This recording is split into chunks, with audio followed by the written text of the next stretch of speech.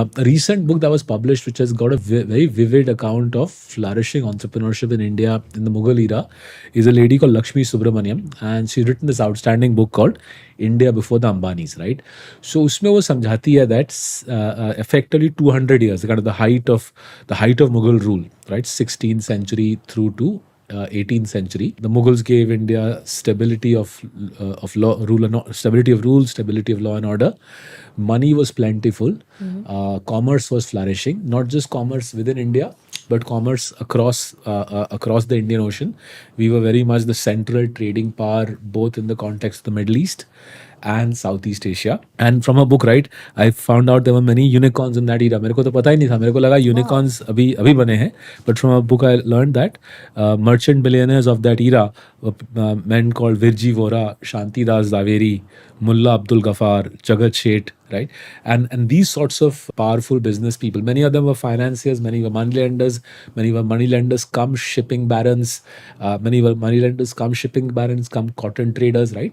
These sorts of entrepreneurs flourished in the 200 years of Mughal rule. But then something very interesting happened, which is why both your parents and my parents became waged employees. So क्या हुआ? The British started inserting their entrepreneurs from roughly the middle of the 19th century. They realized that Indian entrepreneurs are terrific. इनको हटाना पड़ेगा अगर हमारे लोगों को chance मिलना है. The British started dislodging Indian entrepreneurs partly through discriminatory policies.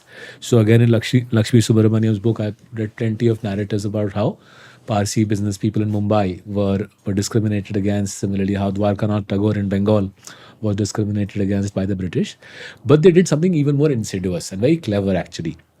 They spread this notion, right, from the mid 19th century onwards, right through to independence, right, for 100 years. The British spread this notion that there's something distasteful, something cunning about the Gujarati, Marwadi, Parsi or Sindhi businessman, and through that means, right, they reduce the stature of the Indian entrepreneur in the eyes of Indians, and they use that narrative to put Indian business people on the back foot. Now, this obviously hurt Indian entrepreneurs pre-independence, but unfortunately, the damage continued post-independence because the class of civil servants, the Indian ICS wale, the babus that the British had created, they took over the reins of power in 1947, and the babus inherited the British's suspicion, dislike of Indian entrepreneurs, and that then persisted all the way through 1991.